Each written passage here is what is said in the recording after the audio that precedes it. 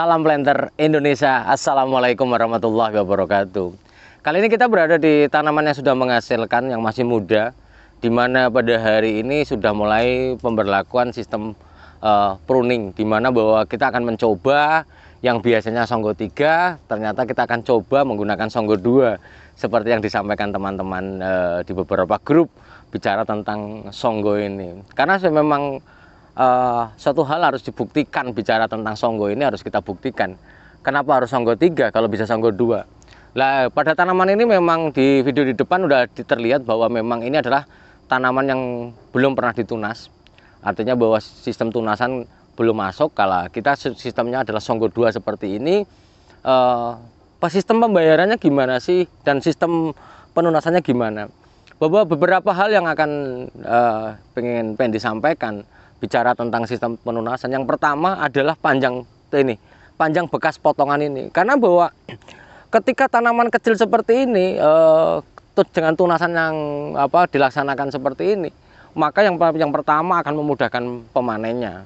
Kemudian yang kedua, dengan adanya sistem penunasan yang seperti ini, yang standar, jangan terlalu panjang, yang seperti gantungan baju, ataupun terlalu mepet juga jangan. Karena kalau yang terlalu mepet nanti bisa melukai tanaman, dan yang cenderung ini yang menjadi beberapa faktor yang bicara tentang keberadaan menyangga biar tidak terluka. Satu, yang kedua, jangan sampai bahwa ketika terlalu mepet ada kemungkinan malah satu melukai, yang kedua tidak ada akan berpengaruh terhadap kelotokan ini ke depannya.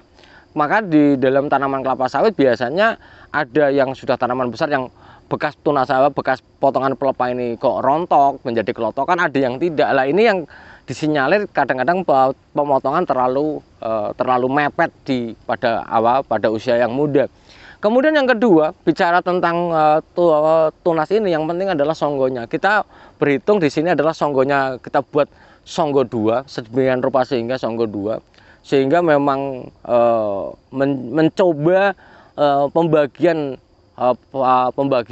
sistem alur serapan unsur hara akan diseimbangkan untuk vegetatif, yaitu untuk ke pelepahnya dan ke buahnya. Kemudian yang selanjutnya yang tidak boleh para planter dan para petani semuanya lupakan, yaitu bahwa bekas potongan pelepahnya harus kita tata. Karena banyak sekali bahwa sistem tunasan yang sering dilaksanakan penataan bekas pelepah itu ataupun tidak ditata di gawangan mati, sehingga akan mengganggu operasional dari sistem kerja panen. Pada prinsipnya seperti itu. Sehingga memang kita harus bicara tentang tunas ini, bagaimana suplai serapan unsur hara ini bisa dibagi secara seimbang, yaitu untuk tanaman, untuk buahnya dan untuk pelepahnya. Karena ada juga yang bertanya kepada The Brondol, Pak Pendi, apa yang terjadi ketika tanaman tidak pernah dipruning? Yang terjadi adalah ketidakseimbangan sebaran dari serapan dari unsur hara yang diberikan melalui pemupukan.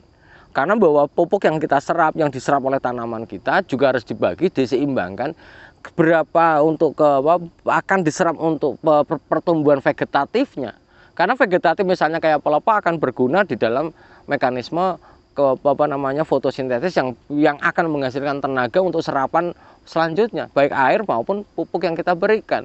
Kemudian untuk serapan yang kita gunakan untuk generatifnya, yaitu adalah ke buah. Karena biasanya tanaman-tanaman yang tidak pernah tertunas, maka atau tidak pernah dibersihkan pelepahnya, tidak terjaga songgonya, jumlahnya terlalu banyak, maka cenderung akan lari ke vegetatif. Jadi buahnya cenderung relatif lebih kecil. Nah, kita akan coba ini pada Songgo 2 ini seperti ini, hasilnya seperti apa nanti kita akan bahas kita akan membuat sebuah plot percobaan sebanyak 2 hektar. Apakah percobaan ketika menggunakan Songgo 1, Songgo 2 dan Songgo 3 itu pengaruhnya apa sih? Karena memang masih menjadi misteri kata-katanya, katanya di sana kayak gini, di Malaysia kayak gini. Kita akan buktikan dengan beberapa varietas dan Songgo 1, Songgo 2, dan Songgo 3. Apakah ada perubahan secara signifikan akumulasi produksi per tahunnya? Nah, ini harus kita buktikan.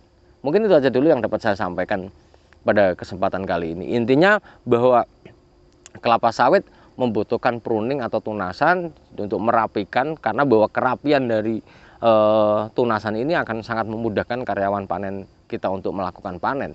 Jangan sampai dia hanya bisa nyuri saja, kemudian nyuri buahnya saja tanpa menurunkan pelepahnya, namun akan berimbas terhadap serapan unsur hara yang tidak seimbang ke arah vegetatif atau generatifnya. Mungkin saja dulu yang dapat saya sampaikan pada kesempatan kali ini. Intinya semangat selalu para petani kelapa sawit Indonesia, dan mari kita bersihkan lahan kita, karena bahwa kebersihan, kalau di dalam keyakinan saya adalah kebersihan sebagian dari iman, namun di dalam tanaman kelapa sawit tidak, kebersihan lahan adalah sebagian dari semangat yang kita untuk mendatangi lahannya. Karena kalau yang semak, kita akan nggak semangat kita datang ke lahan kita. Terima kasih, semoga bermanfaat bagi kita semuanya. Salam sehat kita semuanya, semoga Allah memberikan kesehatan dan kebahagiaan tanpa syarat. Dan salam bagi keluarga Anda di rumah. Terima kasih. Salam planter Indonesia. Assalamualaikum warahmatullahi wabarakatuh.